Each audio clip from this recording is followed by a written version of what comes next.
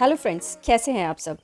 बाज़ार से चाहे कितनी भी महंगी से महंगी घी ले लो, पर वो प्योर नहीं होती। तो आज मैं आपको बताने जा रही हूँ कि घर पे ही निकाली हुई मलाई से हम किस तरह से प्योर घी निकाल सकते हैं। ये मेरे पास सबसे बड़ा जार है जो मैंने चूज़ किया है। आप भी सबसे बड़ा वाला जार ले लें। अब इसमें हम पानी के साथ अपनी इस मलाई को फेंटेंगे।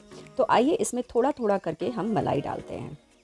जार को पूरी तरह से मलाई से मत भरिएगा, थोड़ी थोड़ी ही मलाई लेनी है ताकि इसको फिटने के लिए अच्छा सा स्पेस मिल जाए। ये मलाई क्योंकि फ्रिज में थी तो थोड़ी सी टाइट हो गई है, तो इसको हम थोड़ा थोड़ा तोड़ देंगे ताकि ये अच्छे से नीचे तक चली जाए।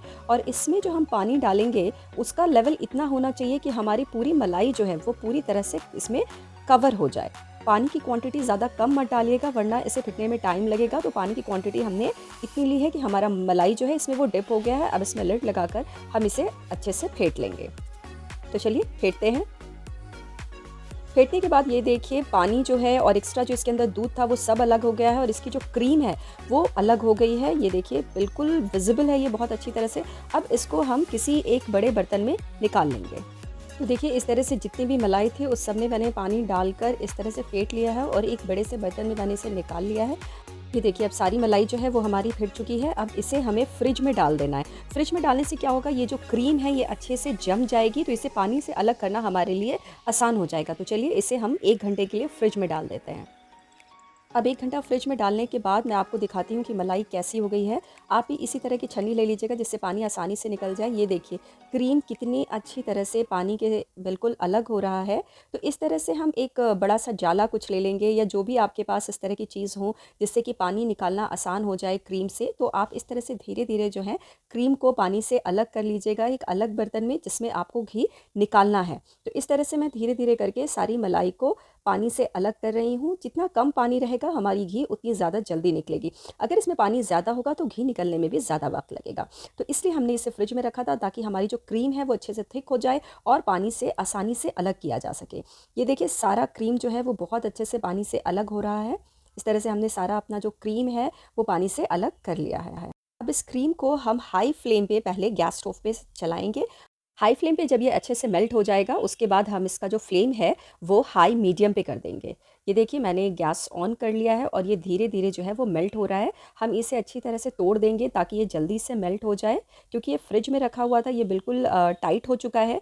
तो इसे इस तरह से ये देखिए जब ये हाई फ्लेम पे पूरी तरह से मेल्ट हो गया है तो हमने जो फ्लेम है उसको मीडियम हाई पे कर दिया है। अब इसको हम धीरे धीरे इसी तरह से पकने देंगे और बीच बीच में इसे चलाते रहेंगे। अगर हम नीचे नहीं चलाएंगे तो ये जो घी है वो नीचे की तरफ बैठने लगेगी। अब एक स्टेज आने लगता है जब घी जो है वो बहुत ज़्यादा उड़ने लगती है, आप कह सकते हैं कि छींटे पड़ने लगते हैं। तो बेहतर होगा कि आप इसके ऊपर एक लिड लगा लें ताकि आप जले नहीं। तब तक लिड लगा हुआ ही रखेंगे जब तक कि इसका ये वाला स्टेज निकल नहीं जाए। पर इस बात का ज़रूर ख्याल रखिएगा कि आपको बीच बीच में इसे चम्मच को चलाते रहना है वरना ये जो घी है वो नीचे की तरफ बहुत ज़्यादा लगने लगता है। ये देखिए यहाँ पे इस स्टेज पे ये जो हमारी क्रीम है ये थोड़ी सी थिक भी होने लगती है और ये बहुत अच्छा टाइम होता है।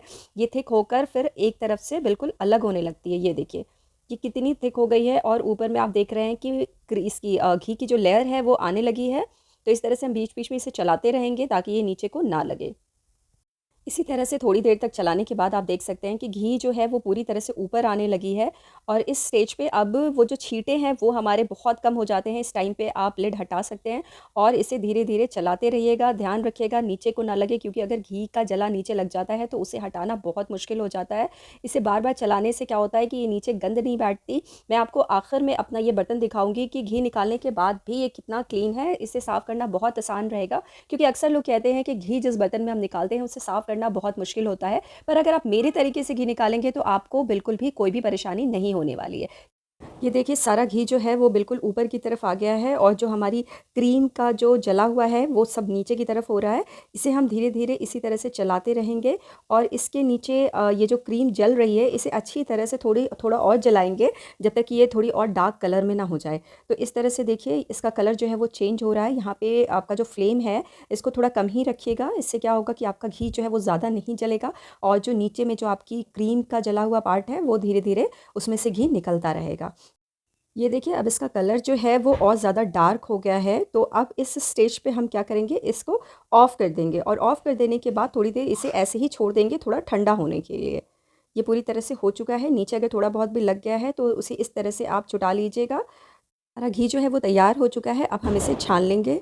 इसके लिए मैंने एक बहुत बड़ी सी छन्नी का इस्तेमाल किया है और इसे एक बर्तन के ऊपर रख के अपना सारा घी जो है नीचे एक बर्तन में निकाल लिया है, और जो क्रीम का हमारा बचा हुआ जला हुआ पार्ट था वो ऊपर ही रह गया है। ये देखिए सारा घी जो है वो बहुत अच्छे से निकल गया है। अब इसे निकालने के बाद हम थोड़ी देर ऐसे ही छोड़ देंगे ठंडा होने के लिए। उसके बाद इसे हम दूसरे कंटेनर में शिफ्ट करेंगे। इससे क्या होगा कि घी का जो थोड़ा बहुत जला हुआ नीचे आ गया है वो भी नीचे की तरफ बैठ जाएगा। कितना सारा घी तैयार हो गया है। अब ये देखिए मेरा बर्तन, ये बिल्कुल नीचे से साफ़ है, तो इस तरह से आप घी निकाल सकते हैं। तो ये देखिए थोड़ी सी मलाई से हमने पूरा 1 किलो के आसपास घी निकाल लिया है, और ये बिल्कुल आपका घर का निकला हुआ प्योर घी है, इसमें किसी तरह की कोई मिलावट नहीं है। तो आई होप आपको ये वीडियो पसंद आई होगी, तो प्लीज़ इसे लाइक और सब्सक्राइब कर दीजिए। Thanks for watching.